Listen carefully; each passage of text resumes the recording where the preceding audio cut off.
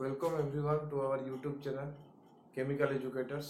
तो हम आपको डीयू का प्रीवियस ईयर का क्वेश्चन सॉल्व करवा रहे थे और अभी चल रहा है 2015 का डीयू का क्वेश्चन का solution.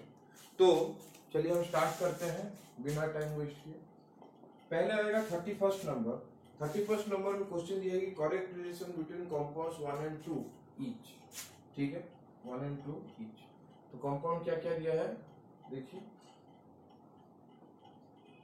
Cl, H, OH, CH3 ये कंपाउंड दिया है 1 और 2 कंपाउंड कौन सा दिया है देखिए, Cl, H, OH ये दो कंपाउंड में गिवन है। ठीक है, ये दो कंपाउंड हमें गिवन है और बोला है क्या, बोला है कि उनमें रिलेशनशिप क्या होगा। तो इसको अगर हम फिशर फॉर्म से न्यूमैन फॉर्म में कन्वर्ट करें तो क्या हो जाएगा, H, OH, H, Cl, CH3 इधर आ गया, CH3। ठीक है, और इसको भी ऐसे अगर हम कन्वर्ट कर दें, मतलब सिर्फ ऐसे नॉर्मल फॉर्म में कन्वर्ट कर दें न्यूमैन फॉर्म में, तो ये हो जाएगा H, OH, CH3, CH3, H, Cl, straight and. ठीक है, ये हो गया, दोनों को हमने कन्वर्ट कर दिया। उसके बाद देखिए ये वाला पार्ट, ये वाला जो कार्बन का पार्ट है ये दोनों में सेम है, पर इस वाले में जो सेकंड वाला है, सेकंड वाले में हमारा चेंजेस हो रहा है, सेकंड वाले में चेंजेस हो रहा है। तो ये मेरा फर्स्ट हो गया, ये मेरा सेकंड का हो गया। तो इसलिए ये दोनों क्या होंगे, इसलिए ये दोनों क्या होंगे, डायस्टेरियोमर होंगे। 1 and 2 क्या होंगे, डायस्टेरियोमर्स। ठीक है, 1 and 2 क्या होंगे, डायस्टेरियोमर्स। इसलिए मेरा आंसर होगा बी। आंसर होगा क्या, बी ऑप्शन। नोट डाउन कर लीजिए।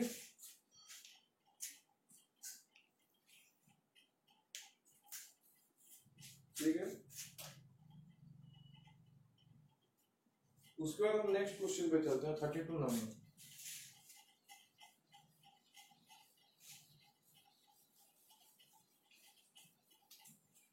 तो मेरा 32 नंबर क्वेश्चन में है IUPAC नेम लिखने के लिए बोला है, कंपाउंड दिया है,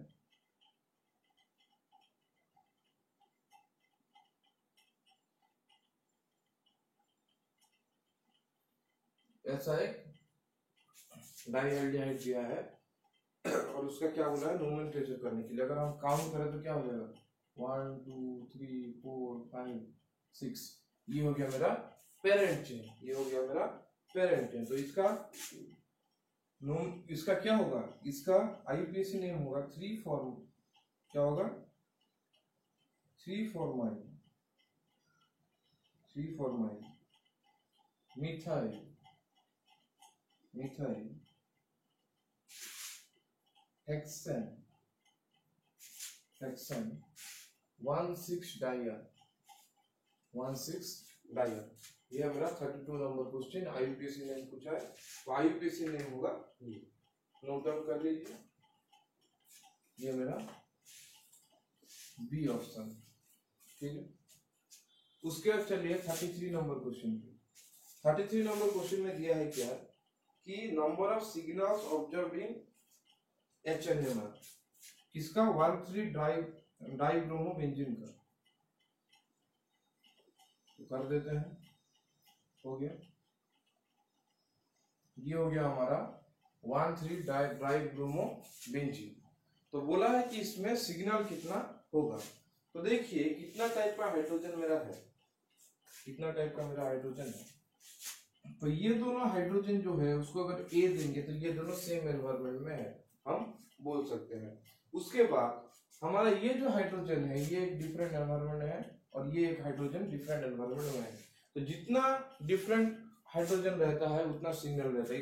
यहाँ पे कितना है, 1 2 3, 3 टाइप के हाइड्रोजन है, तो कितना होगा सिग्नल, 3 सिग्नल देगा, 3 सिग्नल देगा, जो कि मेरा ए ऑप्शन है,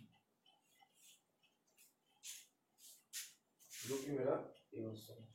ठीक है, तो 32 और 33 खत्म हुआ। उसके बाद हम चलते हैं 34 नंबर क्वेश्चन में।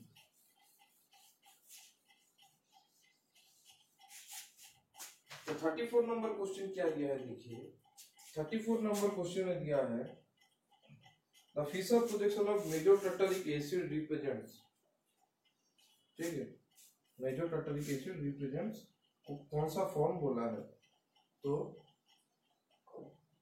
मेजर टर्टरिक एसिड पहले लिख देते हैं, OH OH COH, ये है मेरा क्या, मेजर टार्टरिक एसिड, ये उसका कौन सा प्रोजेक्शन, फिशर। ठीक, ये उसका फिशर प्रोजेक्शन। तो ये कौन सा फॉर्म होगा, तो इसको अगर हम न्यूमेन में कन्वर्ट करें, इसको अगर हम न्यूमेन प्रोजेक्शन में कन्वर्ट करें तो क्या हो जाएगा, H हो गया, ये OH हो गया, नीचे चला गया क्या, COH चला गया, उसके बाद इस साइड आए, यहाँ पे क्या हुआ, HOH COH, HOH COH। तो इस टाइप का उसका न्यूमेन प्रोजेक्शन होगा। ये क्या फॉर्म है, ये एक्लिप्स फॉर्म है, ये एक्लिप्स फॉर्म है। तो मेरा आंसर होगा कौन सा ऑप्शन, सी ऑप्शन। तो मेरा आंसर होगा सी ऑप्शन। तो इसको आप नोट डाउन कर लीजिए।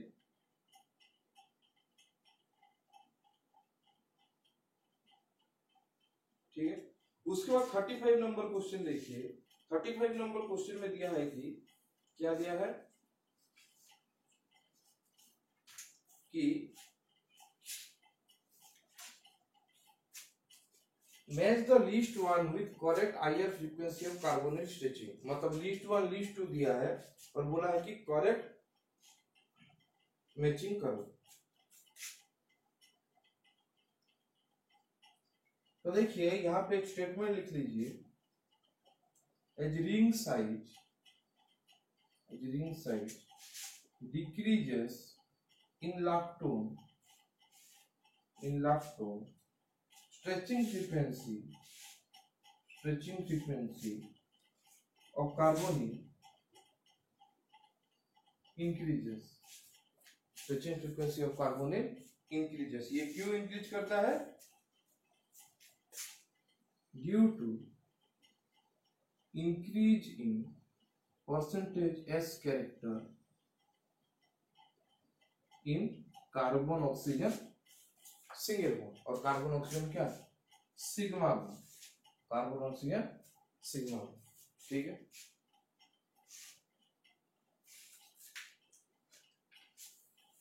तो इसीलिए क्या होगा, अगर रिंग साइज डिक्रीज करना है तो IR स्ट्रेचिंग फ्रीक्वेंसी क्या करेगा, इंक्रीज करेगा।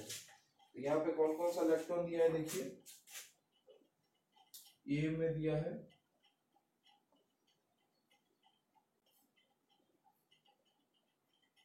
ये बी में दिया है,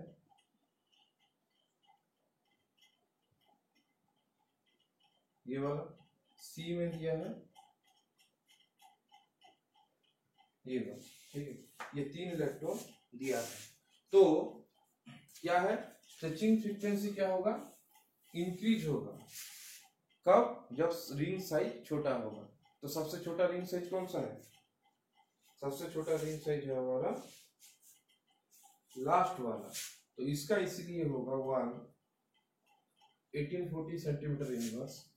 उसके बाद इसका आएगा कितना था, 1770 सेंटीमीटर इनवर्स, और इसका आएगा 1740 सेंटीमीटर इनवर्स।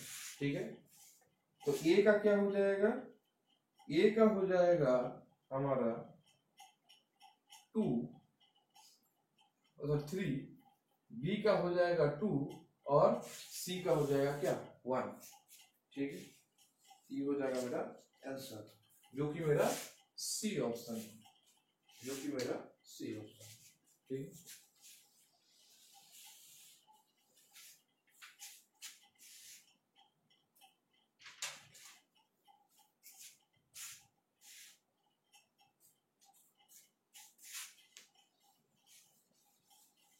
अभी हम चलते हैं नेक्स्ट क्वेश्चन में, 36 नंबर क्वेश्चन।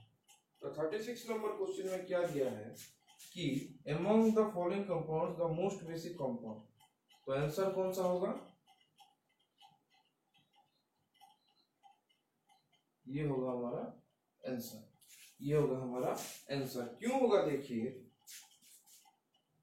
यहाँ पे जो लोन पेयर है, यहाँ पे जो लोन पेयर है उसका जो ऑर्बिटल उसको कंटेन कर रहा है उसके हाइब्रिडाइजेशन के ऊपर वो डिपेंड करेगा, उसके हाइब्रिडाइजेशन के ऊपर डिपेंड करेगा।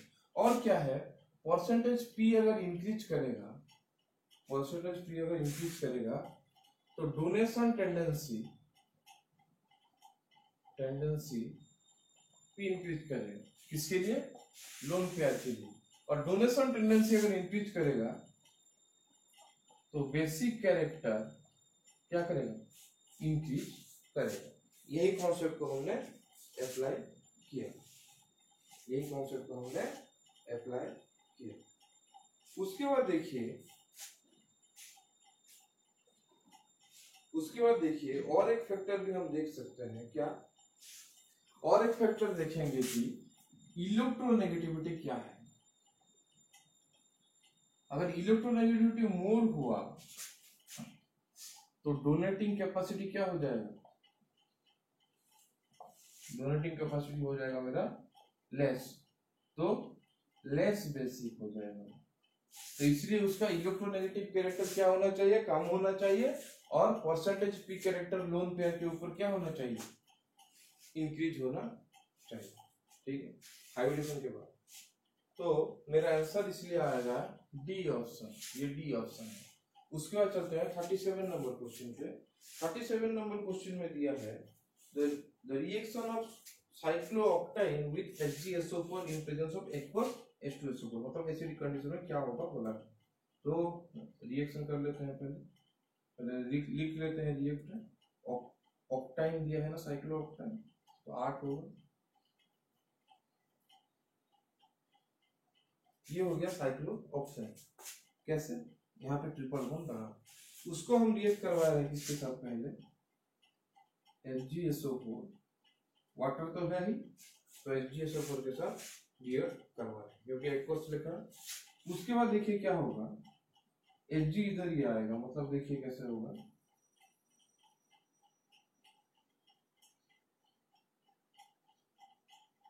ये हो गया डबल बॉन्ड हो गया, इधर Hg लग गया, Hg प्लस हो गया, तो Hg लग गया क्या? Hg प्लस हो गया। ठीक है, समझ में आया? तो Hg प्लस यहाँ से आके इधर लग गया। उसके बाद क्या होगा देखिए, जो वाटर है, वाटर मॉलिक्यूल यहाँ पे अटैक करेगा, ये खुल जाएगा, तो क्या हो जाएगा?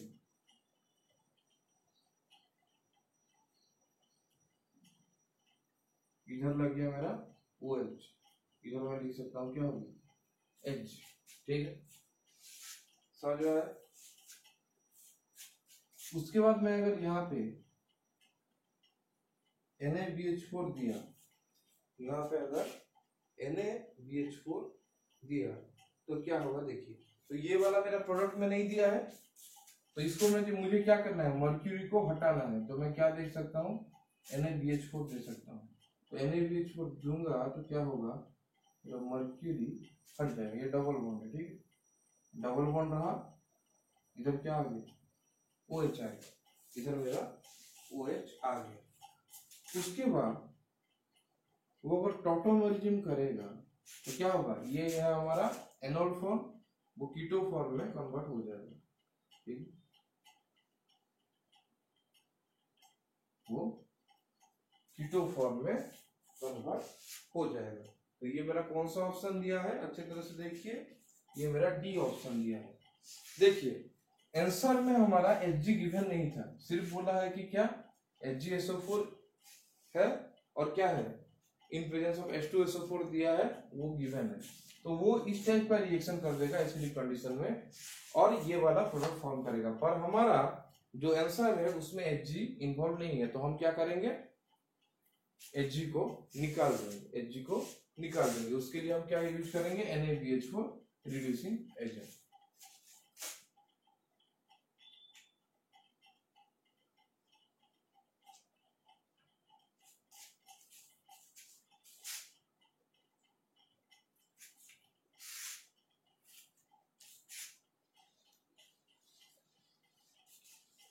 ठीक है, ये हो गया।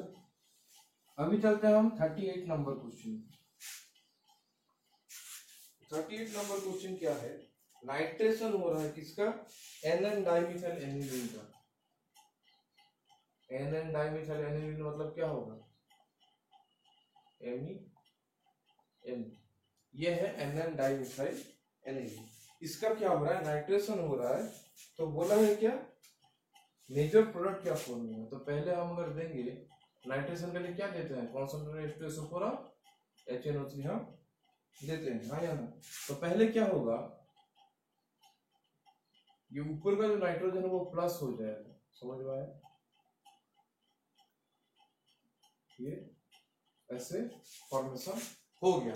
उसके बाद ये जो ग्रुप लगा है हमारा, ये जो ग्रुप लगा है वो स्ट्रॉन्गली डीएक्टिवेटिंग ग्रुप है, ये स्ट्रॉन्गली डीएक्टिवेटिंग ग्रुप है, इसलिए ये मेटा में नाइट्रेशन करवाएगा, इसलिए ये मेटा में नाइट्रेशन करवाएगा। तो क्या होगा, जब नाइट्रेशन के लिए फिर से NO2 प्लस मतलब कॉन्सेंट्रेटेड H2SO4 प्लस HNO3 दिया, तो क्या होगा, वो NO2 प्लस जब नाइट्रेशन करेगा तो ये N प्लस Me2 मेटा में क्या क्या नाइट्रेशन। तो उसके बाद क्या हुआ, अगर हम डीप्रोटोनेशन करेंगे, डीप्रोटोनेशन करेंगे तो मेरा ये प्रोडक्ट वो फॉर्म कर देगा, ठीक। तो नाइट्रेशन दे देगा, तो ये होगा मेरा मेजर प्रोडक्ट। तो ये है मेरा क्या है, सी ऑप्शन।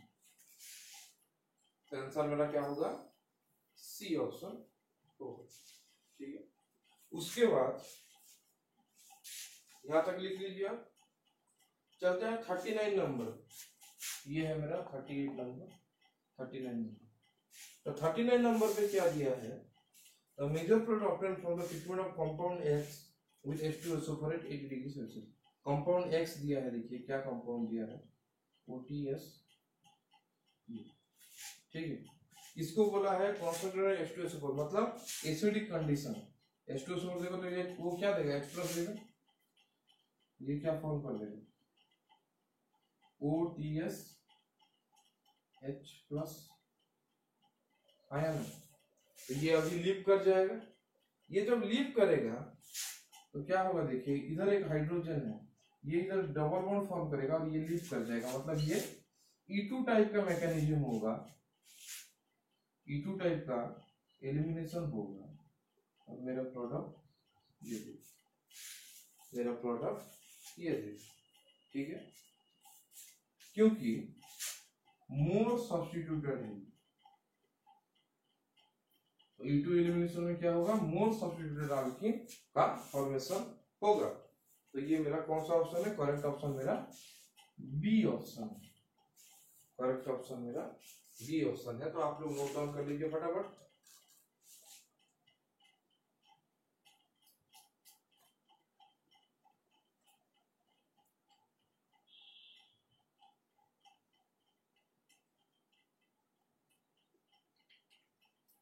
ठीक है,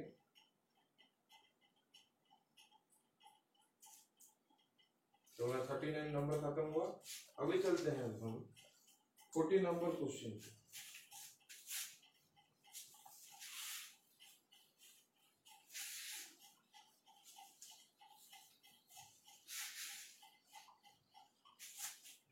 फोर्टी नंबर क्वेश्चन क्या दिया है, देखिए 40 नंबर क्वेश्चन में दिया है कि द कंपाउंड ईच, एक कंपाउंड जो है वो क्या है बोल के ऑप्शन, 4 ऑप्शन दिया है।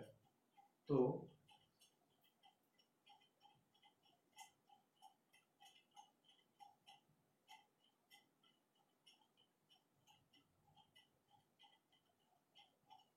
इस टाइप का कंपाउंड दिया है,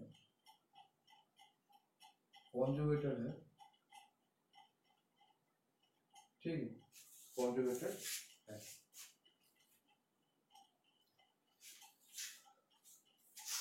ठीक है, इसका बोला है ये क्या होगा,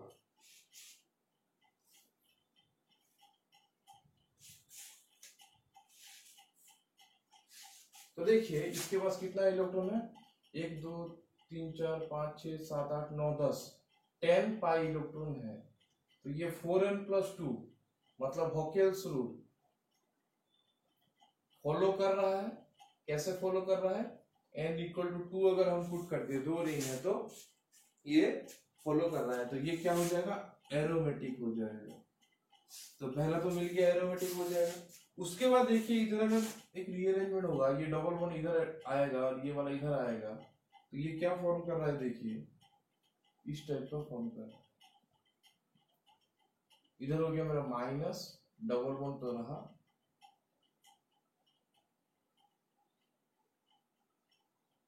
ठीक है, और ये हो गया डबल बॉन्ड हो गया, है ना। इधर मेरा प्लस आ गया, यहाँ पे डबल बॉन्ड है, यहाँ पे डबल बॉन्ड, ठीक है। और यहाँ पे चार्ज सेपरेशन भी रह रहा है, यहाँ पे चार्ज सेपरेशन भी रह रहा है, इसीलिए इसके पास क्या रहेगा, डाइपोल मोमेंट रहेगा, और वो डाइपोल मोमेंट क्या रहेगा, हाई रहेगा।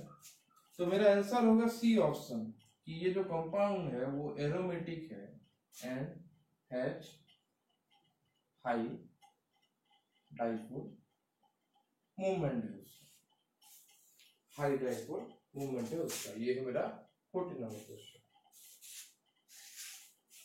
ठीक है। तो उसके बाद 41 नंबर में क्या बोला है कि लिस्ट 1 और लिस्ट 2 दिया है और उसको मैच करने के लिए बोला है, लिस्ट 1 और लिस्ट 2 दिया है उसको मैच करने के लिए बोला है। तो ए में क्या दिया है, क्रिटिकल टेम्परेचर Tc, बी में दिया है बॉयल्स टेम्परेचर Tb, सी में दिया है इन्वर्सन टेम्परेचर Ti, और डी में क्या दिया है, रिड्यूस टेम्परेचर, जिसको हम Tr भी लिख सकते हैं। तो हमें पता है कि क्रिटिकल टेम्परेचर का फॉर्मूला क्या होता है, 8A/27 RB, ये होता है क्रिटिकल टेम्परेचर का फॉर्मूला। बॉयल्स टेम्परेचर का होता है A/RB, इन्वर्सन टेम्परेचर का होता है 2A/RB, 2 into बॉयल्स टेम्परेचर होता है, और रिड्यूस टेम्परेचर का वैल्यू क्या होता है, रिड्यूस टेम्परेचर का होता है T/Tc। सबको पता है, आपने गैसीय स्टेट में पढ़ा होगा। तो ये कौन सा है, ये वाला मेरा फोर्थ है, आया ना। ये वाला मेरा कौन सा है, 1 है, ये वाला मेरा 2 है, ये वाला मेरा 3। तो मेरा ए का क्या हो जाएगा 4, बी का हो जाएगा 1, सी का हो जाएगा 2, डी का हो जाएगा क्या 3। तो ये होगा मेरा आंसर, आया ना। तो ये कौन सा ऑप्शन दिया है, डी ऑप्शन दिया है।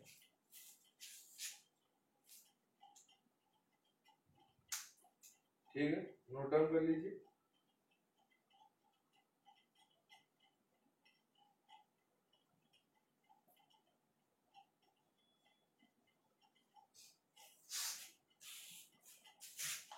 उसके बाद हम चलते हैं 42 नंबर क्वेश्चन पे।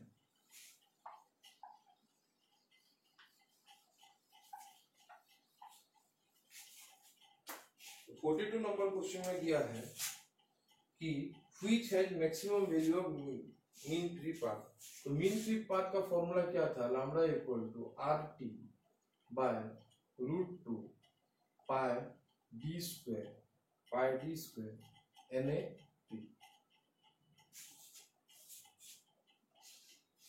पाई d स्क्वायर Na। ये था मेरा किसका वैल्यू, ये था मेरा मीन फ्री पाथ का फॉर्मूला। तो मीन फ्री पाथ मेरा लैम्डा क्या हो रहा है, इनवर्सली प्रोपोर्शनल हो रहा है 1/d स्क्वायर के साथ। मतलब जिसका डायमीटर कम होगा उसका मीन फ्री पाथ ज्यादा होगा। तो यहाँ पे किसका डायमीटर कम होगा, हमारा H2 का, इसलिए मेरा आंसर होगा क्या H2। उसके बाद चलिए 43 नंबर क्वेश्चन, उसके बाद चलिए 43 नंबर क्वेश्चन पे, ठीक है। तो 43 नंबर क्वेश्चन में दिया है कि एंथैल्पी चेंज क्या दिया है, as the supercooled water freezes spontaneously its temperature rises to 0 degree Celsius and delta H for spontaneous process is equal to दिया है। तो बोला है क्या कि सुपरकूल्ड वाटर है वो फ्रीज करेगा साइमल्टेनियसली, और उसके बाद उसका टेम्परेचर अगर हम क्या करेंगे, राइज करेंगे 0 डिग्री सेल्सियस को, राइज करेंगे 0 डिग्री सेल्सियस को, तो क्या होगा, del H for the spontaneous process is equal to क्या लिखा है,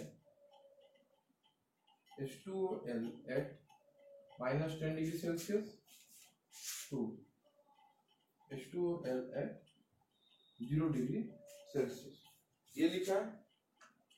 तो इसका क्या होगा प्रोसेस वो हमें पूछा है, ठीक है।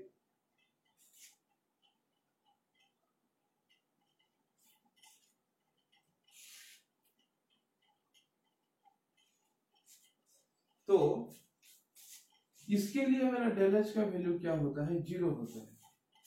इसके लिए मेरा डेल एच का वैल्यू क्या होता है, 0 होता है। तो मेरा कौन सा ऑप्शन करेक्ट है, डी ऑप्शन करेक्ट है, ठीक।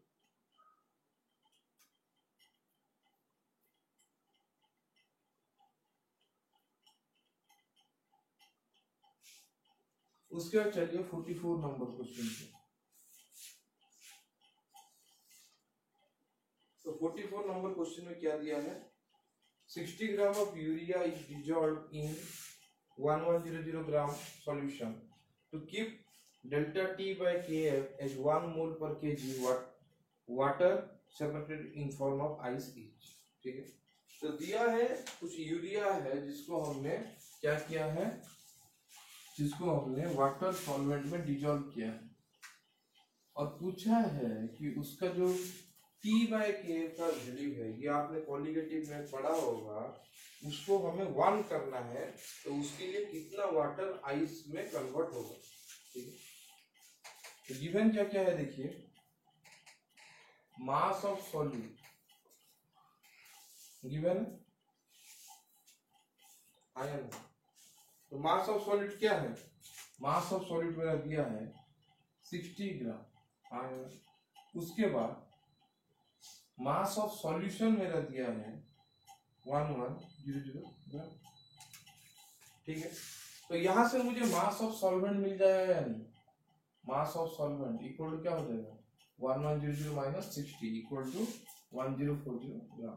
तो मेरा 1040 ग्राम क्या है, सॉल्वेंट, ठीक है। उसके बाद देखिए मुझे पता है कि डेल्टा टी बाय के एफ का वैल्यू होता है क्या, मोलारिटी। तो उसको मैं क्या लिख सकता हूँ, नंबर ऑफ मोल्स इसका सॉल्यूट का divided by mass of solvent ion. Mass of solvent किस में रहेगा, केजी में रहेगा, ठीक है। तो ये हो जाएगा मेरा क्या, ये। तो उसको मैं क्या लिख सकता हूँ अभी, number of moles of solute divided by mass of solvent in gram अगर लिख दिया तो इनटू ये क्या हो जाता है, 1000 हो जाता है, इनटू ये क्या हो जाता है, 1000 हो जाता है। तो इधर number of moles of solute क्या होगा, यूरिया। तो यूरिया का क्या होगा, मास बाय मोलर मास। तो कितना हो रहा है, 60 बाय 60 इक्वल टू 1 हो रहा है। तो number of moles of solid क्या हो रहा है, 1 हो रहा है। तो मेरा डेल्टा टी बाय के एफ का वैल्यू कितना हो रहा है, 1 बाय मास ऑफ सॉल्वेंट कितना है, ये है 1040 इंटू 1040 इंटू 1000 हो रहा है, ठीक है, मोल पर केजी होगा, ठीक है। पर यहाँ पे क्या बोला है, यहाँ पे बोला है कि इसका वैल्यू कितना होना चाहिए, 1 मोल पर केजी होना चाहिए। तो इसका वैल्यू को अगर 1 मोल पर केजी करेंगे, इसका वैल्यू को अगर हम 1 मोल पर केजी करेंगे, तो हमारा ये जो सॉल्वेंट का मास है उसको हमें क्या करना पड़ेगा, उसको हमें 1000 करना पड़ेगा। तो ये 1 होगा, जब ये 1000 हो जाएगा तभी इसका वैल्यू कितना आएगा, 1 आएगा, ठीक है। तो हम लिख सकते हैं 2 में डेल्टा टी बाय के एफ वो equal to 1 mass of solvent must be changed to क्या 1000 gram mass of solvent must be change to क्या होगा 1000 ग्राम होगा। तो देखिए 1000 ग्राम को अगर इसको चेंज करेंगे तो डिफरेंस कितना बचा, डिफरेंस मेरा बच गया 1040 माइनस 1000 40 ग्राम। तो 40 ग्राम मेरा एक्स्ट्रा वाटर हो गया आया ना, और एक्स्ट्रा सॉल्वेंट हम बोल सकते हैं, एक्स्ट्रा सॉल्वेंट हो गया आया ना, क्योंकि सॉल्वेंट हमने किसको लिया है, वाटर को लिया है। तो ये जो 40 ग्राम एक्स्ट्रा सॉल्वेंट है वही क्या होगा, आइस में कन्वर्ट हो जाएगा, वही आइस में कन्वर्ट हो जाएगा। तो मेरा आंसर क्या होगा इसीलिए कि 40 ग्राम of water is converted into ice, 40 gram of water is converted into ice. ठीक है, तो अमाउंट ऑफ आइस क्या होगा, अमाउंट ऑफ आइस होगा 40 ग्राम, अमाउंट ऑफ आइस क्या होगा 40 ग्राम हो जाएगा।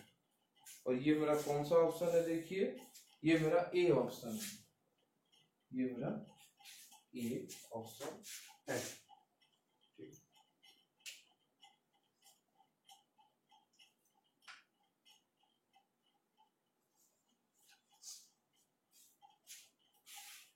कितना इजी क्वेश्चन है,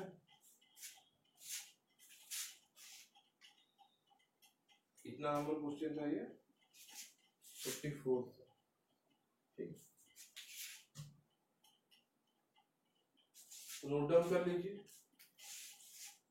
तो हमने पहले डेल्टा टी बाई के एफ निकाला, वहां पे ये देखा कि ये एक्सप्रेशन आ रहा है, तो ये अगर हमें 1000 होगा तभी हो सकता है हमारा उसका वैल्यू 1।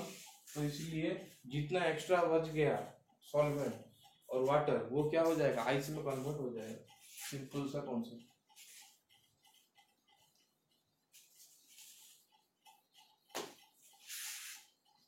अभी चलते हैं हम 45 नंबर क्वेश्चन पे। क्या दिया है क्वेश्चन पढ़ लेते हैं। तो 45 नंबर क्वेश्चन दिया है कि relative decrease in vapour pressure of an aqueous NaCl is 0.167, 0.167। ठीक है, number of moles of NaCl present in 180 gram of water each. ठीक है, तो relative lowering of pressure, vapour pressure को क्या बोलते हैं हम, P0 minus T bye Pg, ये भी बोलते हैं। ये किसके लिए रहता है, सॉल्वेंट का रहता है, इसलिए P ये लिख देते हैं। A किसके लिए है, सॉल्वेंट का है, B है हमारे सॉल्यूट के लिए। ठीक है, इतना नंबर क्वेश्चन है 45 नंबर क्वेश्चन। तो ये होगा मेरा relative lowering of vapour pressure. तो राउल्स लॉ के हिसाब से हम इसको क्या लिख सकते हैं, XV, XV क्या होता है, मोल fraction of solute, mole fraction of solute.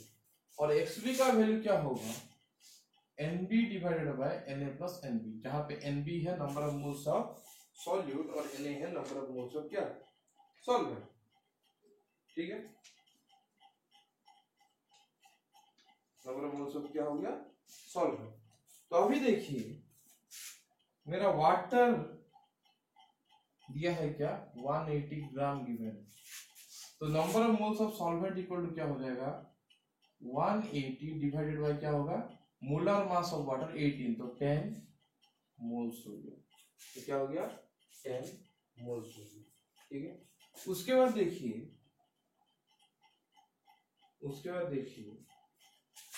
मेरा जो relative lowering of vapour pressure है, मेरा जो relative lowering of vapour pressure है P0A minus PA divided by P0A, उसका वैल्यू कितना गिवन है मेरा, XB इक्वल टू, उसका वैल्यू मेरा गिवन है क्वेश्चन में 0.167, ये मेरा गिवन है।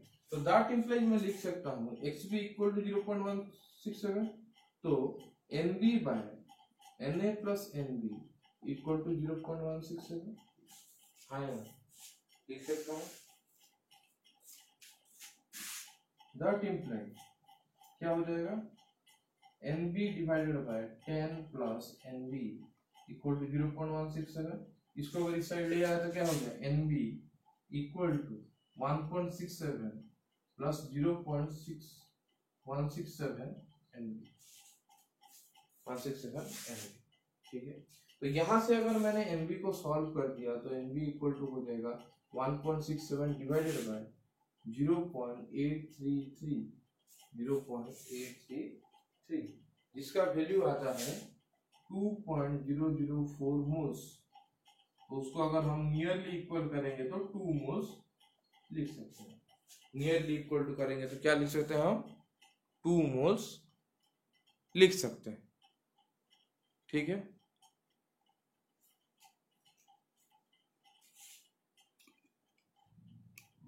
तो हम 2 मोल्स इसे लिख सकते हैं। तो मेरा आंसर आएगा क्या, 2 मोल्स। मेरा आंसर आएगा क्या, 2 मोल्स, जो कि मेरा कौन सा ऑप्शन है, देखिए, जो कि मेरा ए ऑप्शन है, ए ऑप्शन। ठीक है, नोट डाउन कर लीजिए फटाफट।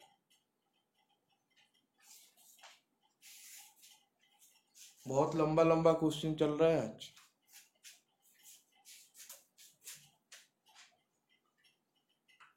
उसके बाद हम चलते हैं 46 नंबर क्वेश्चन। तो 46 नंबर क्वेश्चन में क्या दिया है, आप लोग के पास तो क्वेश्चनों का पढ़िए अच्छे तरह से। 46 नंबर क्वेश्चन में दिया है कि elevation in boiling point of an aqueous urea solution दे दिया है। ठीक है, तो डेल्टा टीबी का वैल्यू दे दिया है क्या, 0.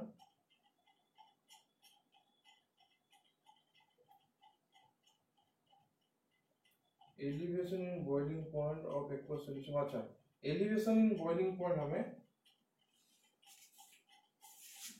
दिया है 0.52 डिग्री, और मेरा केबी जो मोलर एलिवेशन कांस्टेंट है उसका वैल्यू दे दिया है 0.52 डिग्री मोल इनवर्स केजी।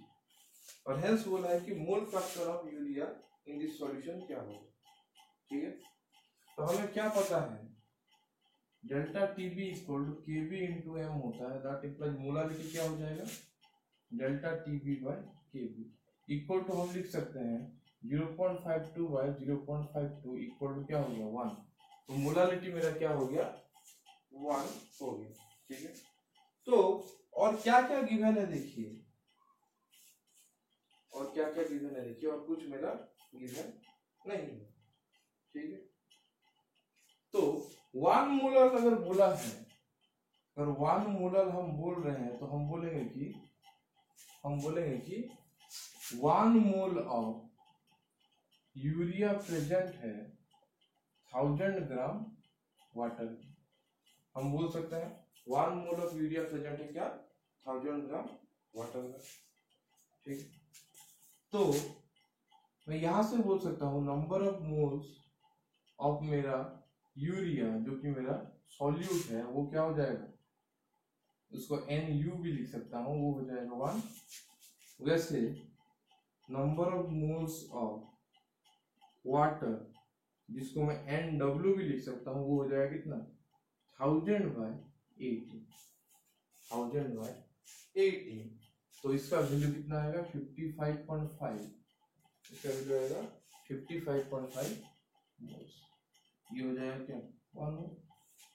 है ना, तो नंबर ऑफ मोल्स इसका कितना हो जाएगा, 55.5 हो जाएगा, इसका हो गया 1।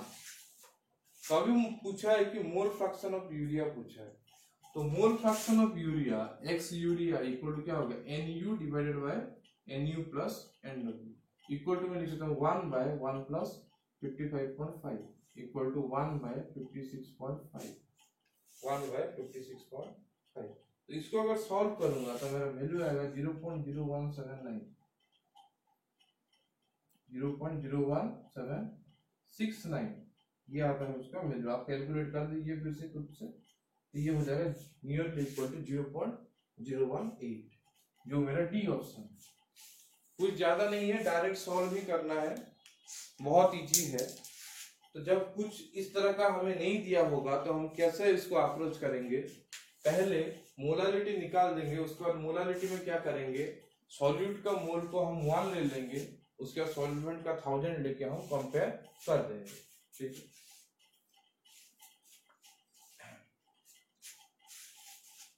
नहीं तो आप सॉल्यूट का x लेके भी करोगे भी तो सेम आंसर ही आएगा। तो हमारा 46 नंबर खत्म हुआ। अभी चलते हैं हम 47 नंबर क्वेश्चन पे।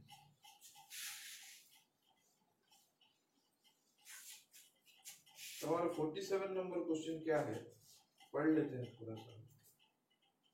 कि 47 नंबर क्वेश्चन में दिया है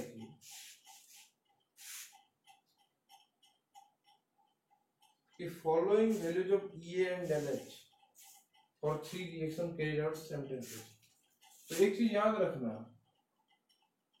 रेट ऑफ रिएक्शन फर्स्ट कब होगा, रेट ऑफ रिएक्शन फर्स्ट कब होगा, जब EA पहले लेस होगा, जब EA पहले लेस होगा। और एक चीज याद रखना, डेल H क्या होना चाहिए, डेल H हाईली नेगेटिव होना चाहिए। डेल H क्या होना चाहिए, हाईली नेगेटिव होना चाहिए। ठीक है, तो जब EA लेस होगा और डेल H हाईली नेगेटिव होगा, मतलब उसका नेगेटिव वैल्यू में इंक्रीज होगा, तब हम बोल सकते हैं कि रेट ऑफ रिएक्शन क्या होगा, ज्यादा होगा। क्योंकि पहला तो पता है आपको एक्टिवेशन एनर्जी का, सेकंड क्या है, जब मेरा प्रोडक्ट का क्या होगा, एक्सोथर्मिक अगर होगा तो मेरा प्रोडक्ट का एनर्जी क्या होगा, लेस होगा। तो अगर मेरा प्रोडक्ट का एनर्जी लेस होगा तो मेरा प्रोडक्ट क्या होगा, मोर स्टेबल होगा, तो प्रोडक्ट फॉर्मेशन का टेंडेंसी क्या होगा, बढ़ जाएगा। तो यहाँ पे क्या क्या दिया है देखिए, 1 में दिया है EA का वैल्यू दिया है 20 kilo joule mole inverse, delta H का वैल्यू दिया है -60 kilo joule mole inverse. Second में क्या दिया है, EA equal to 10 kilo joule mole inverse, delta H equal to -20 kilo joule mole inverse. और थर्ड में क्या दिया है, EA equal to 20 kilo joule mole inverse, और डेल H क्या दिया है, प्लस और -15 kilo joule mole inverse. Plus और माइनस दोनों देना जरूरी नहीं है, कोई एक दे देगा, पकड़ लीजिए प्लस दिया है। ठीक है, क्वेश्चन में थोड़ा सा ये है कि प्लस दिया है। तो यहाँ पे देखिए, इसका तीनों का केस अगर देखेंगे तो नियरली कंपेरेबल आ ही जाएगा। क्योंकि देखिए, आप बोल सकते हो कि इसका एक्टिवेशन एनर्जी सबसे कम है, तो इसका तो हो जाना चाहिए सबसे फास्ट, आया ना, ये सबसे फास्टेस्ट होना चाहिए। पर देखिए, इधर इसका डेल H -20 है और इसका डेल H कितना है, -60 है।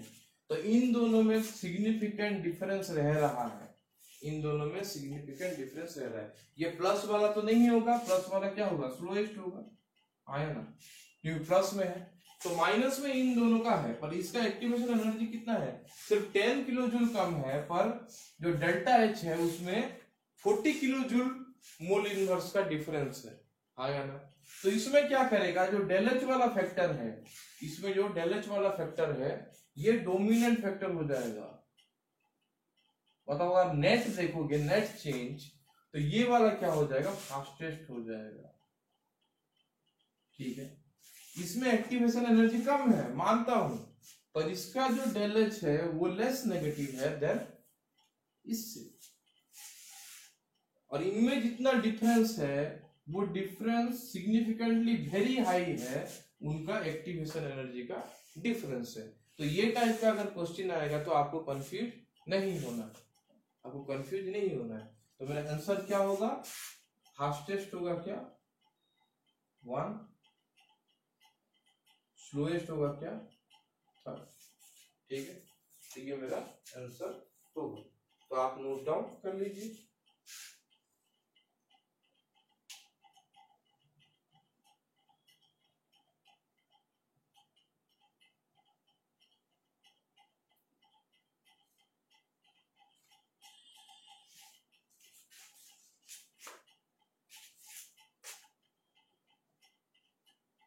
ठीक है, अभी चलते हैं हम 48 नंबर क्वेश्चन।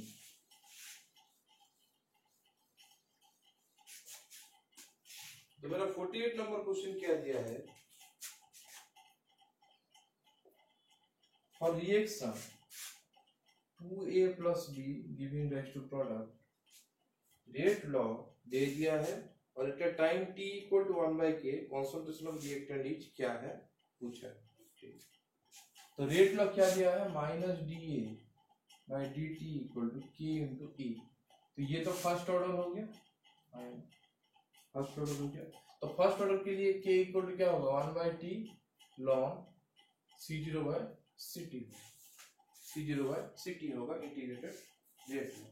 यहाँ पे बोला है कि when t equal to 1/k, t equal to क्या है 1/k, तो हम डॉट इक्वल क्या लिख सकते हैं, k इक्वल टू 1/t लिख सकते हैं।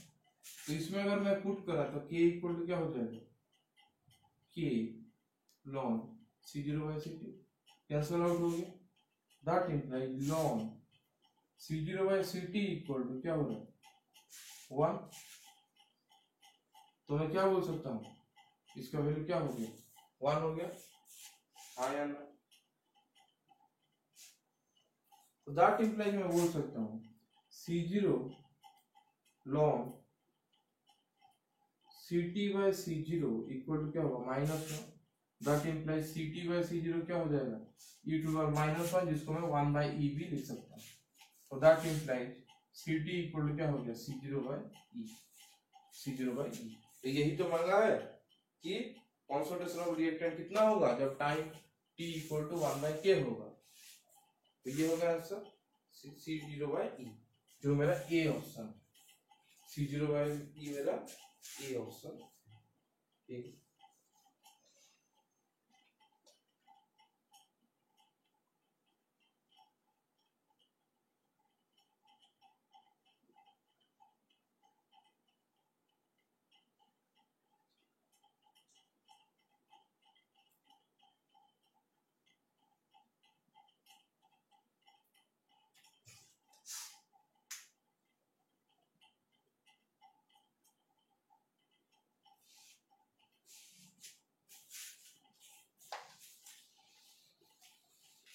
उसके बाद हम चलते हैं 49 नंबर क्वेश्चन।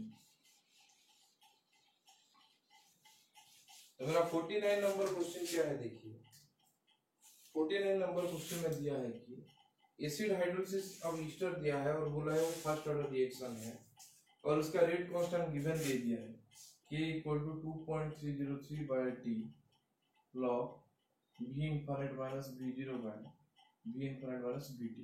जहाँ पे v इनफिनिट बोला है volume of standard NaOH to neutralise acid at क्या इनफिनिट टाइम, हाँ या ना, 0 है इनिशियल और t है एट गिवन टाइम। इस टाइप का आपको पता है।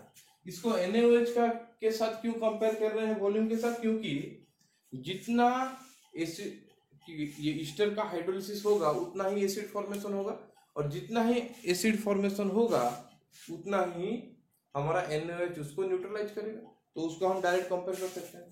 ठीक है, तो ये किसका है, ये हमारा A/X जो है ये वाला रेशियो उसके इक्विवेलेंट है, आयन। उसके बाद बोला है क्या, if ester is 50% hydrolyzed, then क्या हो रहा है वो पूछा है। ईस्टर 50% हाइड्रोलाइज मतलब उसको हम टाइम को क्या बोल सकते हैं, t 50% भी बोल सकते हैं। तो t 50% में क्या होता है, t 50% में क्या होता है, याद करो t 50% में होता था मेरा क्या था, ये A/A-x था ना, है ना। तो ये हमारा A-x है, तो मेरा x हो जाता था और मेरा A-x क्या हो जाता था, मेरा A-x हो जाता था A/2, आया ना। t 50% में मेरा A/x क्या हो जाता है A/2। तो यहाँ पे A-x का इक्विवेलेंट कौन है, v इनफिनिट माइनस vt, आया ना, इक्वल टू मैं क्या लिख सकता हूँ v इनफिनिट माइनस v0/2, आया ना। इसको ले आए तो क्या हो गया 2v infinite minus 2vt equal to v infinite minus v0। That implies इसको अगर इस साइड ले आया तो क्या हो गया v इनफिनिट, आया ना, v infinite minus 2vt equal to क्या हो गया माइनस v0 इक्वल टू हो गया माइनस v0, आया ना। तो that implies v infinite equal to मैं लिख सकता हूँ क्या 2vt minus v0, 2vt minus v0। हाँ या ना? तो ये दिया है मेरा आंसर में जो कि सी ऑप्शन है, ये दिया है मेरा आंसर में जो कि सी ऑप्शन। तो इसका इक्विवेलेंट आपको सिर्फ देखना है कि ये क्या है, a by A minus x के साथ इक्विवेलेंट है, तो उसके साथ कंपेयर कर दिया है, उसमें जैसा हुआ इसके केस में भी वैसा ही होगा, पूरा सिंपल है। तो मेरा 49 नंबर खत्म हुआ। उसके बाद देखिए 50 नंबर क्वेश्चन, उसमें क्या दिया है देख लेते हैं। बोला है कि temperature of 1 mole of gas is increase by 1 degree at constant pressure, तो वर्क डन कितना होगा, वर्क डन कितना होगा, ठीक है। तो मेरा 50 नंबर क्वेश्चन कैसे सॉल्व करेंगे देखिए। वर्क डन मेरा क्या होता है, पीडीवी को हम बोलते हैं वर्क डन, आया ना। तो यहाँ पे टेम्परेचर के साथ उसको हमें रिलेट करना है और नंबर ऑफ मोल्स के साथ। तो आपको एक ही इक्वेशन पता है, पीवी इक्वल टू क्या होता है एनआरटी, आया ना। दैट इंप्लाइज डीपीवी और VDP, VDP plus PDV equal to हम लिख सकते हैं एनआरडीटी, ठीक है। यहाँ पे कंडीशन क्या दिया है, कांस्टेंट प्रेशर दिया है, आया ना, एट कांस्टेंट प्रेशर दिया है। तो कांस्टेंट प्रेशर में क्या हो जाएगा, ये 0 हो जाएगा dp, तो ये हो जाएगा pdv इक्वल टू nrdt। तो pdv जो होता है मेरा वर्क डन वही होता है nrdt। यहाँ पे n का वैल्यू कितना दिया है 1, ये तो r हो गया, और dt का वैल्यू कितना दिया है 1 दिया है, क्योंकि 1 डिग्री चेंज हो रहा है। दैट इंप्लाइज मेरा वर्क डन इक्वल टू कितना हो रहा है r हो जा रहा है, मेरा वर्क डन का वैल्यू क्या हो जा रहा है r हो जा रहा है। और ये मेरा कौन सा ऑप्शन है, ए ऑप्शन है, ये मेरा ए ऑप्शन। तो नोट डाउन कर लीजिए 50 नंबर क्वेश्चन का भी सॉल्यूशन, ठीक है।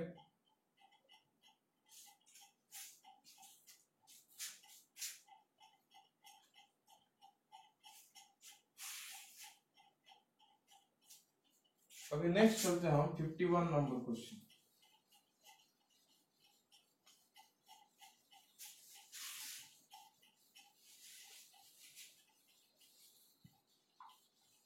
तो 51 नंबर क्वेश्चन क्या दिया देखिए, KSP ऑफ MgOH होल 2 दे दिया है 30 डिग्री सेल्सियस में, और its molar solubility at pH 12 कितना है पूछा है, ठीक। तो क्या करेंगे देखिए, pH कितना है 12 है, तो POH मेरा कितना है 14 माइनस 12 इक्वल टू कितना 2। तो मेरा OH minus concentration already present है 10 to the minus 2 molar ion, ये ऑलरेडी मेरा प्रेजेंट है। तो मैं अगर लिया MgOH होल 2, तो वो क्या करेगा, डिसोसिएट करेगा और देगा Mg2 plus plus 2OH minus, आया ना, ठीक है। तो इसका अगर सॉल्युबिलिटी मैंने S लिया तो इसका क्या होगा 2S होगा नॉर्मल कंडीशन में, आया ना। पर यहाँ पे देखिए already 10 to the power minus 2 amount क्या प्रेजेंट है, 10 to the power minus 2 amount मेरा OH माइनस प्रेजेंट है। तो ये मेरा टोटल OH हो गया, हाँ टोटल OH ये हो गया। तो KSP क्या होता है, इन दोनों का multiplication S into 2S plus 10 to the power minus 2, हाँ यहाँ पे समझ आया। और KSP का वैल्यू दे दिया है कितना 1.8 into 10 to the power minus 11, 1.8 into 10 to the power minus 11 दे दिया, ठीक है। ये इसका स्क्वायर सॉरी, क्योंकि KSP क्या होगा इक्वल टू Mg2 प्लस का कॉन्सेंट्रेशन इंटू OH माइनस का कॉन्सेंट्रेशन है क्या स्क्वायर। ये मैंने यहाँ पे पुट कर दिया, ठीक। अभी देखिए जो सॉल्युबिलिटी होता है उसका वैल्यू बहुत ही लेस होता है, जो सॉल्युबिलिटी होता है उसका वैल्यू क्या होता है बहुत ही लेस होता है। तो हम 2s plus 10 to the minus 2 को nearly equal to 10 to the minus 2 ही लिख सकते हैं, क्योंकि s का वैल्यू वेरी लेस होता है, आपको पता है। क्योंकि ये सब सॉल्ट क्या होता है, सॉल्युबिलिटी प्रोडक्ट जिस सॉल्ट का हम निकालते हैं वो स्पेरिंगली सॉल्युबल सॉल्ट होता है, मतलब बहुत कम सॉल्युबल होता है, इसलिए उसका सॉल्युबिलिटी क्या रहता है वेरी वेरी लेस रहता है, ठीक है। इक्वल टू मैं लिख सकता हूँ क्या s into 10 to the minus 2 का स्क्वायर इक्वल टू हो गया क्या s into 10 to the minus 4। s का वैल्यू कितना है हमें पता नहीं है, दैट इंप्लाइज मेरा s इक्वल टू क्या हो गया 1.8 into 10 to the minus 11 divided by 10 to the minus 4 equal to हो गया 1.8 into यहाँ से अगर माइनस किया तो 10 to the minus 7। ठीक है, ये मेरा डी ऑप्शन।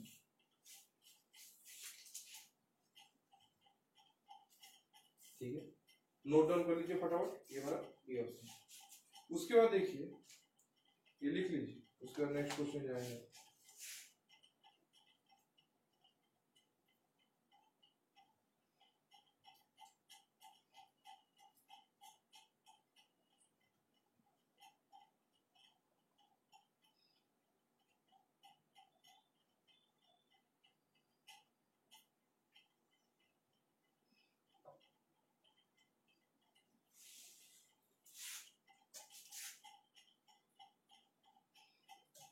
ठीक है, लिख लिया होगा आप लोगों ने।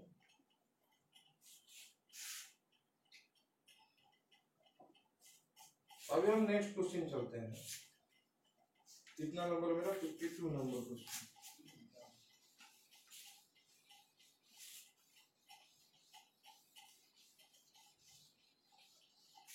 तो मेरा 52 नंबर क्वेश्चन में दिया है, क्या दिया है,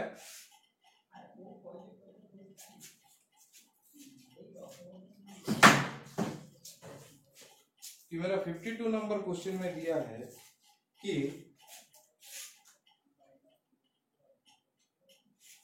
for the half cell reaction Cl PtCl2 Cl PtCl2 इस टाइप का है, मतलब क्लोरीन का इलेक्ट्रोड है, क्लोरीन गैस का। The value of E minus E0 क्या होगा वो मांगा है, E माइनस E0 क्या होगा वो पूछा है। तो देखिए सेल रिएक्शन क्या होगा, हम लिख सकते हैं Cl माइनस है, ये Cl माइनस होना चाहिए। ठीक है, तो Cl माइनस इक्वल टू मैं लिख सकता हूँ half Cl2 plus electron, half Cl2 plus electron. ठीक है, ये होगा उसका हाफ सेल रिएक्शन। तो n इक्वल टू क्या हो रहा है 1 हो रहा है, n इक्वल टू 1 हो रहा है। तो मेरा E इक्वल टू क्या हो जाएगा E0 माइनस 0.0591 1/1 लॉग क्या होता था, लॉग होता था प्रोडक्ट बाय रिएक्टेंट। लॉग क्या होता था प्रोडक्ट बाय रिएक्टेंट, हाँ या ना। तो इसका तो कुछ ये गिवन नहीं है, तो इसको छोड़ दीजिए। हम ऐसे भी लिख सकते हैं PCl2 half by Cl minus का कॉन्सेंट्रेशन। ठीक है, ऐसे हम लिख सकते हैं। ठीक है, तो दैट इंप्लाइज मैं क्या लिख सकता हूँ E इक्वल टू, यहाँ पे देखिए E minus E0 equal to 0.0591 minus 0.0591 और 0.0591 into log Cl minus by PCl2 का पावर हाफ, ऐसे में लिख सकते हैं। अगर हम स्टैंडर्ड ले लिए तो इसका वैल्यू कितना हो जाता है 1 ATM हो जाता है, तो इसको हम 1 पकड़ लेते हैं, छोड़ते हैं। पर यहाँ पे कुछ स्टैंडर्ड दिया नहीं है, इसलिए हम इतना ऐसे लिखेंगे। ठीक है, तो अभी देखिए अगर मैं Cl माइनस को इंक्रीज कर रहा हूं, अगर मैं Cl माइनस का कॉन्सेंट्रेशन को इंक्रीज कर रहा हूं, तो मेरा क्या हो रहा है, ये लॉग वाला पार्ट इंक्रीज हो रहा है, मतलब E0 माइनस E0 भी क्या हो रहा है इंक्रीज हो रहा है। अगर मैं Cl माइनस को इंक्रीज करूंगा तो E माइनस E0 क्या होगा इंक्रीज होगा। तो मेरा आंसर क्या होगा, आंसर होगा कि the value of E minus E0 increases as Cl minus concentration increases। ये मेरा होगा आंसर।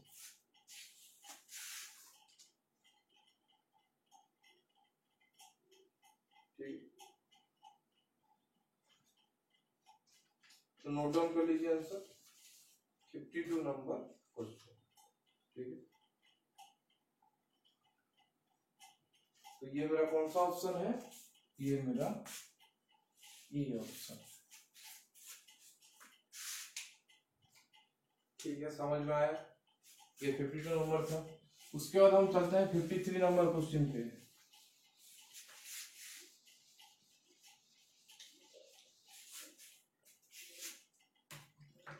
तो 53 नंबर क्वेश्चन क्या होगा, देखिए 53 नंबर क्वेश्चन में दिया है मेरा कि if E0 is 0 point energy of a harmonic oscillator of frequency nu and h is the Planck's constant, then energy in the n equal to 2 state will be। तो energy क्या होता था उसका, EV equal to V plus half H nu होता था vibrational energy किसका, harmonic oscillator का। ठीक है, तो मेरा जीरो E0 अगर मैं लिखा 0 पॉइंट एनर्जी तो उसमें क्या होता है, V जीरो हो जाता है हाफ H न्यू, तो वो क्या हो जाएगा हाफ H न्यू, वो हो जाएगा क्या हाफ H न्यू। यहां तक समझ में आया?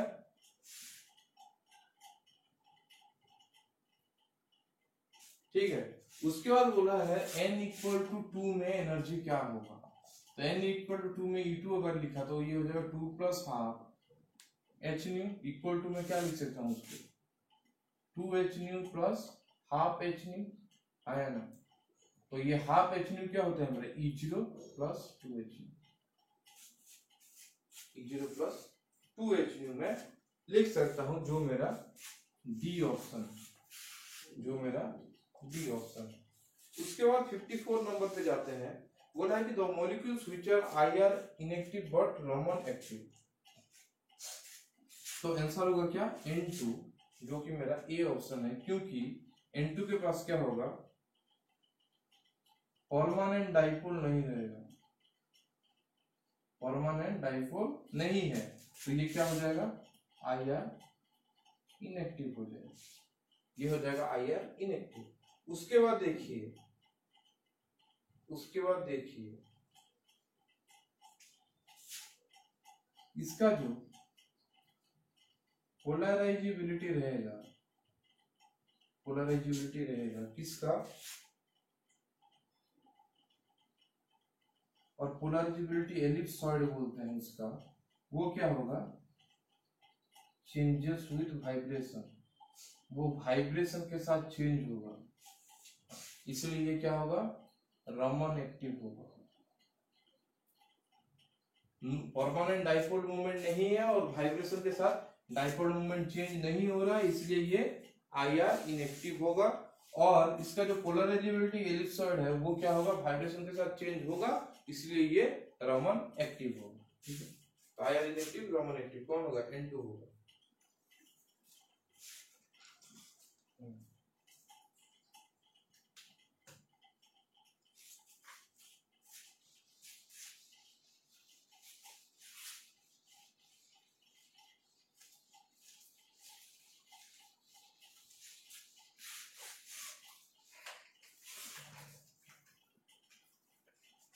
उसके बाद चलते हैं 55 नंबर क्वेश्चन पे।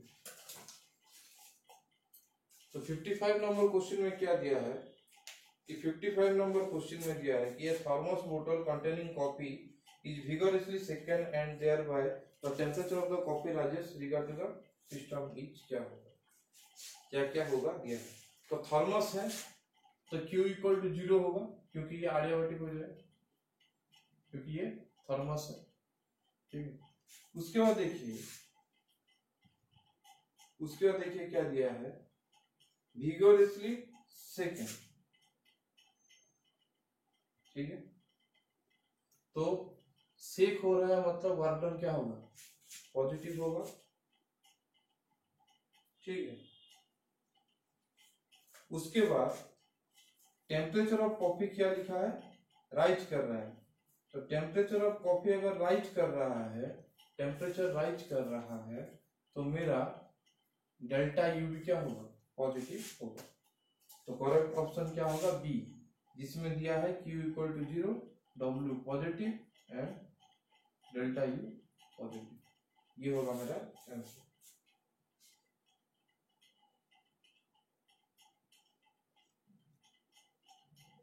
ठीक है, उसके बाद चलता है 56 नंबर क्वेश्चन पे। वहां पे दिया है कि conjugate base of H2 is, तो किसी का अगर कॉन्जुगेट बेस निकालना होता है तो वहां से H प्लस हम माइनस कर देते हैं, तो ये आ गया क्या उसका कॉन्जुगेट बेस। और कॉन्जुगेट एसिड निकालना होता तो क्या करते हैं, कॉन्जुगेट एसिड निकालना होता तो H प्लस हम प्लस कर देते। ठीक है, उसके बाद चलते हैं 57 नंबर क्वेश्चन पे।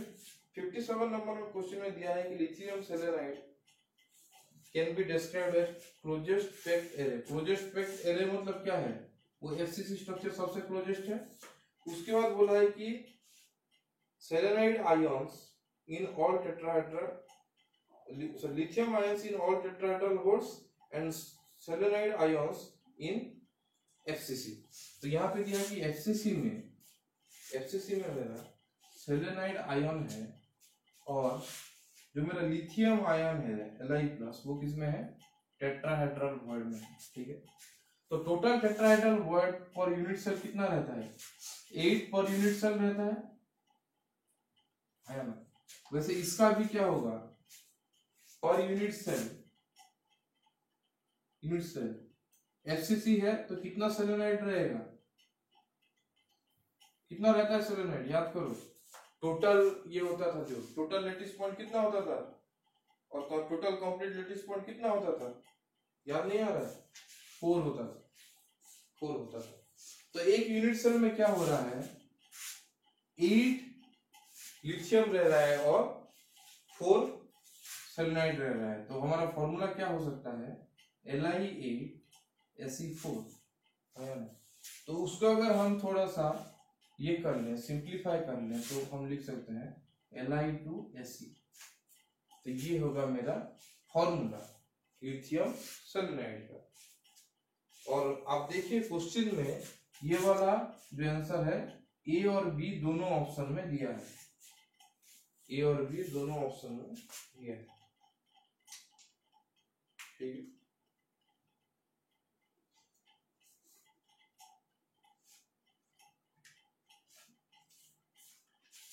उसके बाद हम चलते हैं 58 नंबर क्वेश्चन पे। तो 58 नंबर क्वेश्चन क्या दिया है, 58 नंबर क्वेश्चन में दिया है कि pKa of an ammonia acid is 9.13। एक अमोनो एसिड दिया है, जो पकड़ लीजिए, ऐसा अमोनो एसिड है, अमीनो एसिड जो है हमारा, ये हमारा एक अमीनो एसिड है। वो अगर क्या करेगा, डिसोसिएट करेगा तो क्या करेगा, ऐसे CO माइनस देगा प्लस H प्लस देगा, आएगा, ये सबको पता है हमने से। तो pKa उसका दिया है, pKa दिया है अमीनो एसिड का 9.15, तो उसका Ka क्या होगा, Ka हो जाएगा 10⁻⁻9.15, जो आएगा 7.08 इंटू 10⁻⁻10। ठीक है, 10⁻⁻9.15, जिसका वैल्यू आएगा 7.08 इंटू 10⁻⁻10। ये होगा मेरा Ka का वैल्यू। ठीक है, उसके बाद क्या दिया है बोलिए, वहां पे अल्फा का वैल्यू दिया है। अल्फा का वैल्यू गिवन है कितना, 5%, मतलब 5/100, 0.05 दिया है कि किसका वैल्यू, अल्फा का वैल्यू। और क्या मांगा है, पीएच ऑफ अमीनो एसिड मांगा है। पीएच ऑफ अमीनो एसिड जानने के लिए हमें H प्लस का कॉन्सेंट्रेशन जानना पड़ेगा। तो अगर इसका कॉन्सेंट्रेशन इनिशियली C लिए तो इसका क्या होगा, 0 0, उसके लिए होगा C माइनस C अल्फा, ये होगा C अल्फा है ना। तो यहाँ से हमें C अल्फा का वैल्यू क्या होगा वो निकालना है। तो मैं लिख सकता हूँ K equal to C square alpha square by C minus C alpha equal to हो जाएगा C alpha square by 1 minus alpha है ना।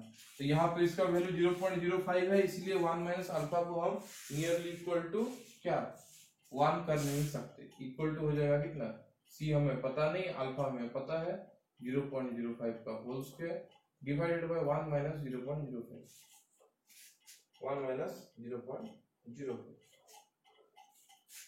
ठीक है, तो ये कितना हो गया, C इंटू 5 इंटू 10⁻⁻4 हो गया। ठीक है, उसके बाद यहाँ से 0.05 अगर माइनस किया तो ये कितना हो गया, 0.95 हो गया, 0.95 हो गया। ठीक है, तो दैट इम्प्लाई यहाँ से मेरा क्या लिख सकते हैं हम, 7.08 into 10⁻⁻10,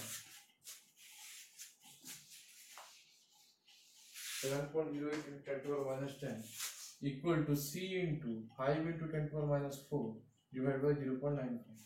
that implies C equal to क्या हो जाएगा 7.08 जो 10⁻10 इंटू 0.95 डिवाइडेड बाई 5 इंटू 10⁻4 आया ना, ये हो जाएगा। तो इसको अगर हम सॉल्व कर देंगे तो मेरा सी का वैल्यू आएगा 2.6 इंटू 10⁻7, 2.6 इंटू 10⁻7। तो अभी सी है वो, तो H प्लस का कॉन्सेंट्रेशन मेरा क्या हो जाएगा C alpha equal to 2.6 into 10⁻7 into 0.05 into 0.05, ठीक है। तो इक्वल टू मैं क्या लिख सकता हूँ, इक्वल टू आएगा मेरा वैल्यू 1.344 इंटू 10⁻8, 1.344 इंटू 10⁻8 आएगा इसका वैल्यू, ठीक है। किसका वैल्यू H प्लस का। तो मेरा पीएच क्या हो गया minus log H plus and equal to minus log 1.344 into 10⁻8। तो इसका वैल्यू आएगा 7.87। इसका वैल्यू कितना आएगा 7.87, जो कि मेरा डी ऑप्शन है। तो मेरा पीएच ऑफ अमीनो एसिड आ जाएगा 7.87, ठीक है। नोट डाउन कर लीजिए।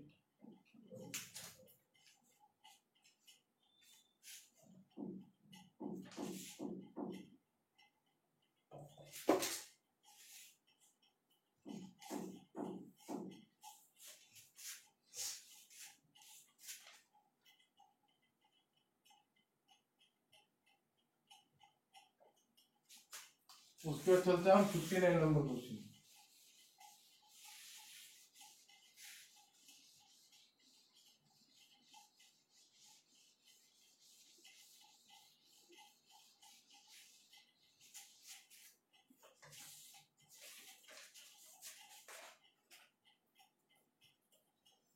तो 59 नंबर क्वेश्चन क्या है, for the equilibrium NH2CO NH4 solid giving rise to 2NH3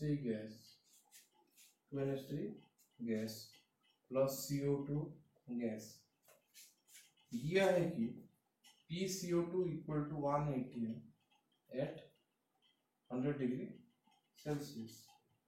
तो मांगा है कि P का वैल्यू क्या होगा, इक्विलिब्रियम कांस्टेंट का वैल्यू क्या होगा, ये क्वेश्चन में मांगा है। और KCO2 क्या दिया है 100 डिग्री सेल्सियस दिया है। तो एट इक्विलिब्रियम क्या होगा, ये तो सॉलिड है तो इसका तो कुछ कंट्रीब्यूशन आएगा नहीं Kp पे, क्योंकि सॉलिड का पार्शियल प्रेशर 1 लेंगे हम, तो कुछ आता नहीं उसका कंट्रीब्यूशन। ये हो जाएगा PNH3, ये हो जाएगा क्या PCO2 आएगा। तो मेरा Kp का वैल्यू हो जाएगा PNH3 इंटू PCO2 का PNH3 का स्क्वायर इंटू PCO2। इतना समझ में आया। एक इक्विलिब्रियम दिया है, इक्विलिब्रियम दिया है क्या PCO2 इक्वल टू क्या दिया है 1 atm दिया है। PCO2 इक्वल टू क्या दिया है 1 atm दिया है। देखिए अगर PCO2 बन रहा है, अगर पार्शियल प्रेशर ऑफ CO2 है, इसका कितना मोल है 1 मोल है, और NH3 क्या है 2 मोल है। तो मैं बोल सकता हूँ कि partial pressure of NH3 equal to 2 into partial pressure of CO2, क्योंकि जब 1 मोल CO2 बन रहा है तब 2 मोल NH3 प्रोड्यूस हो रहा है, तो वो हो जाएगा 2 टाइम्स उसका पार्शियल प्रेशर भी। इक्वल टू मैं लिखता हूँ 2 इंटू 1 इक्वल टू 2 atm। तो मेरा Kp का वैल्यू क्या हो गया 2 का स्क्वायर इंटू 1, 2 का स्क्वायर इंटू 1 इक्वल टू हो गया 4 atm क्यूब। तो मेरा Kp का वैल्यू आ गया 4 atm क्यूब, जो मेरा सी ऑप्शन, जो मेरा सी ऑप्शन।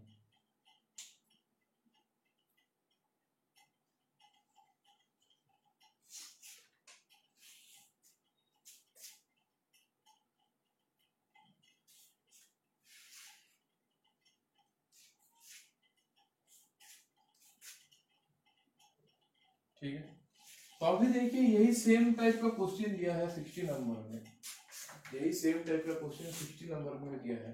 सिर्फ डिफरेंस क्या दिया है कि Kp का वैल्यू दे दिया है 0.5 एट 500 केल्विन। Kp का वैल्यू 0.5 दे दिया है और बोला है कि partial pressure of NH3 and partial pressure of CO2 क्या होगा फाइंड आउट करने के लिए। ठीक है, तो हमें पता है कि partial pressure of NH3 equal to क्या होगा 2 into partial pressure of CO2, previous question में बताया था। तो मेरा Kp इक्वल टू क्या हो जाएगा पार्शियल प्रेशर ऑफ NH3 का square into partial pressure of CO2 equal to मैं क्या लिख सकता हूँ partial pressure of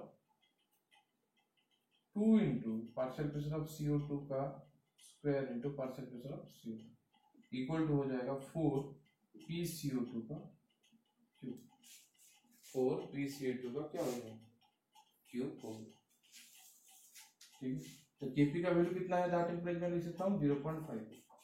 that implies PCO2 का क्यूब इक्वल टू 0.5/4। 0.5/4। ठीक है, तो यहाँ से मैं अगर PCO2 निकाला मेरा उसका वैल्यू आ रहा है 0.518 है ना, क्योंकि इसको मैं लिख सकता हूँ 0.5 इंटू 0.25 है ना, ये हो जाएगा 0. क्या हो जाएगा 125। तो 0.125 का अगर मैं क्या करूँ 1/3 कर दूं तो वो आ जाएगा क्या 0.518 और मेरा P NH3 क्या निकल गया उसका मतलब 2 इंटू 0.5 है ना, 2 इंटू 0.5 इक्वल टू क्या होगा 180। ठीक है, तो मेरा आंसर क्या होगा आंसर होगा 1 and 0.5 ATM जो मेरा सी ऑप्शन 1 and 0.5 क्या होगा ATM जो मेरा सी ऑप्शन। ठीक है, इसको नोट डाउन कर लीजिए।